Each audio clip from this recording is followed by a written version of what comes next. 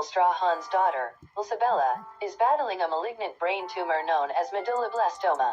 An MRI scan led to the diagnosis in October 2023. Medulloblastoma is a cancerous and fast-growing brain tumor that develops in the cerebellum, the back of the brain where movement and coordination are controlled. Good, not too bad. I'm very excited for this whole process to wrap, but you just have to keep living every day through the whole thing, she explained. The father and daughter pair revealed the emotional news during a Good Morning America segment with Robin Roberts on Thursday. Today my daughter Isabella Strahan joined at Robin Roberts and myself for an interview about the journey she has been going through on at GMA, he wrote via Instagram. Love you, Isabella, and I'm always by your side. To all sending love, we thank you from the bottom of our hearts, and I'm feeling good, not too bad. I'm very excited for this whole process to wrap, but you just have to keep living every day through the whole thing, she explained. You gotta call no parent should ever have to take. Yeah, hopefully, you don't ever have to get this call, Georgia. The caller told me that my daughter Isabella had brain cancer, and we'd all been sitting here at the desk. A few days before, I was saying that she commented that she was having headaches, but she's a freshman in college. She's enjoying college life, and I didn't think much of it when I mentioned that to you here at the desk. I remember because you were talking about your daughters at college, and you were saying the same thing about, Isabella's having these headaches, but you had no idea how extreme. No idea, Robin, and we're thinking it was one thing when you start to Google things and look at things, and we thought it was one thing, but then she kept getting worse and worse, and then that's when we decided she needs to get to the right doctor to see exactly what it is. So glad she was able to keep it private. And you, the family, were able to keep it private for so long. But this past weekend, she said, you know what, I'm going to take control here. There's so many things you can't control. This, she can, her story. So she asked me if I'd sit down with her. Good morning. Good morning. This morning, our dear friend Michael, side by side with his daughter Isabella. All right, here we go. Here we go. As they reveal what they've been facing over the last few months. Papa Bear, Papa Bear. Oh, how proud are you of your daughter for wanting to take control and to be the one to share her story? I'm very proud of her. And she's always been strong. And this is something that is so personal that I didn't know if it would be something that she would want to share. I'm extremely proud, Robin. I know that smile anywhere.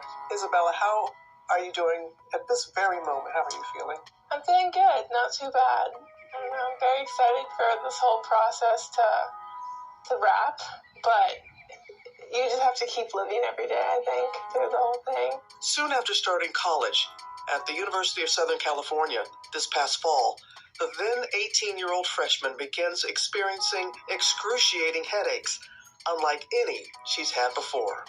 I didn't notice anything was off till probably September, like October 1st. That's when I definitely noticed headaches, nausea, couldn't walk straight. And what did you think was going on at the time? I thought I had vertigo, because I looked that up and associated that with walking straight, so that was my problem.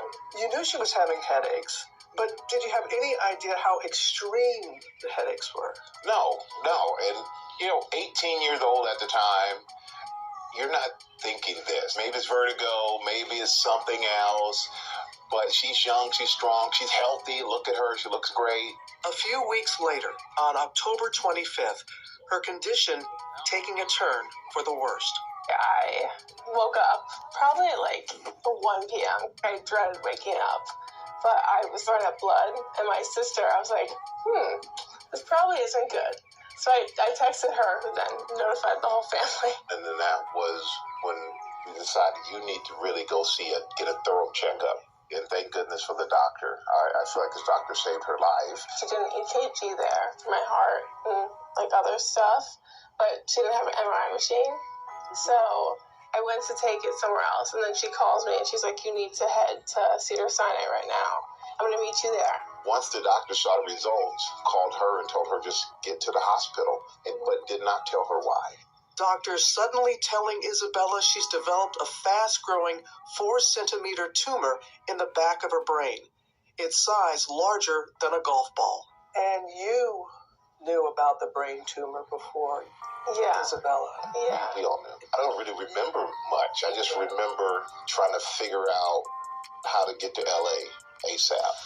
And it just doesn't feel real. Isabella's diagnosis, medulloblastoma, which accounts for 20% of all childhood brain tumors. About 500 children per year are diagnosed, most commonly between ages 5 to 9. Because the Wnt variant is rare, 10% get it, but rarely someone who's 18, 19 years old. It's the one that they feel very confident they can treat. The following day, on October 27th, Isabella undergoing emergency surgery at Cedars-Sinai. It sent a signal of how serious it was, and they said, hey, you shouldn't risk trying to put her on a plane to get her to the East Coast or to another doctor. We know what it is, and you should get it out as soon as possible. The procedure urgent to remove the mass the day before her 19th birthday. Happy birthday to you. Isabella's recollection of her recovery remains foggy, like taking her first sips of water. Does that feel refreshing? And learning how to walk again. Okay.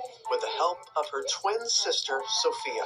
Hey, strawberry ice cream. Oh, yeah. She was heavily medicated, as you can imagine.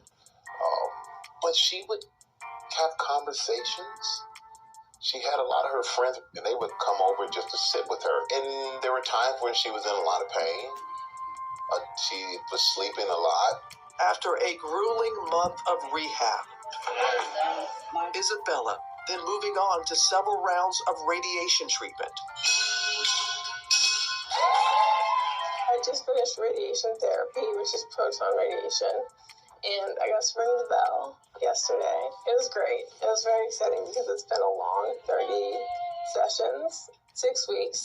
We can see one side effect to the radiation, which you are rocking that too, okay? Let's just say that. But were there other side effects that you... Yeah, I would say I experienced fatigue. Not too much nausea, but definitely towards the end. It kind of builds up throughout the weeks. What else? Dizziness. I've been very dizzy. And what's next for you as far as the treatment is concerned? So I'm going to start chemotherapy at the beginning of February at Duke. So that's my next step. I'm ready for it to start one day closer to being over. You are a definition of a thriver because you're making your mess your message. Isabella, who's kept this part of her life private online, now partnering with Duke's Children's Hospital to document her journey in a new YouTube series. According to Mayo Clinic, medulloblastoma is the most common type of cancerous brain tumor in children. Medulloblastoma, medulloblastoma, is a cancerous brain tumor that starts in the lower back part of the brain. This part of the brain is called the cerebellum.